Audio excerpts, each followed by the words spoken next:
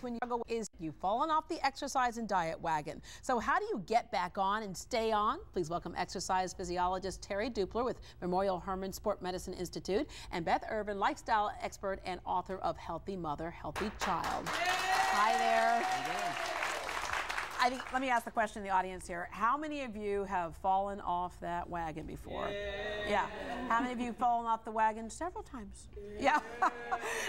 It's hard. And then when you fall off the wagon, you feel bad. And I know when I fell off for the last time, I didn't get back on for a very long time. So when you start, we think we have to start big. And you say, don't. I say don't. The best thing to do is start small. Walk further from your car, park in the back of the parking lot, take the stairs instead of the elevator, start small, gradually work back up to where you used to be. Yeah. The common mistake is people start too fast, they do too much, too high of an intensity.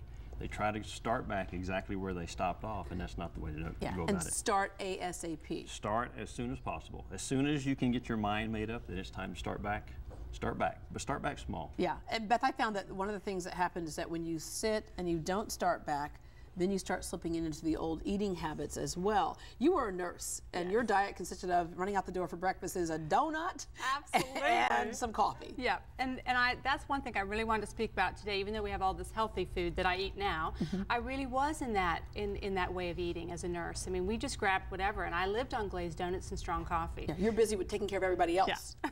Yeah, and one of the things that, of course, that becomes the lifestyle change that we talk about is the eating. And what happens is people think, well, it doesn't taste as good as all that stuff, like the glazed donut and the whole bit. But the interesting thing about the body is the more you eat the healthier food, the more your body will crave it. Oh, absolutely. Correct. But the more you exercise, the more your body will steer you in the right direction of what you need. Because it needs that in order to, Because it needs the better nutrients. And what happens is, you know, some of these examples like Oreo, you know, cookies or candy bars. I'm sorry, what are things you like said? That?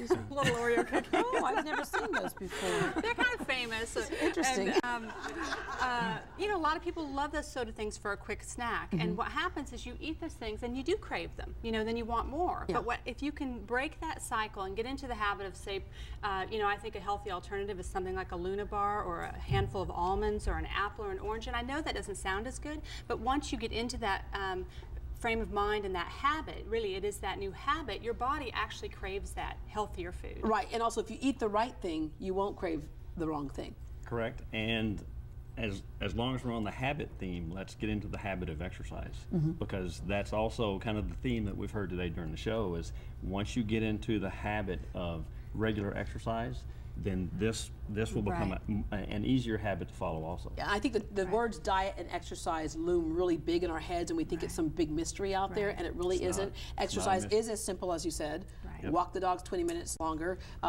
Diet is not restricting, but changing what you eat, if you will, what's in your diet. And if I could make just a few points about, just some tips, really. And I think there's 3 words that I like to talk about, and one is fresh food.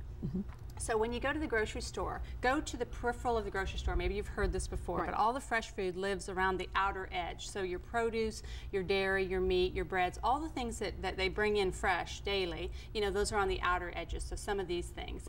Then you want to eat within the season. I think it's important, and it's hard to remember what the season is, especially this time of year in Houston, but stay seasonal. And then whole foods, eat foods in their most natural state. That way you satiate your body gets what it needs in terms of nutrients. Well, thank you all very much. Again, get back on that wagon as soon as you can and don't beat yourself up. That's correct. By the way, every member of the studio audience is getting one of those Luna bars to get their healthy eating started.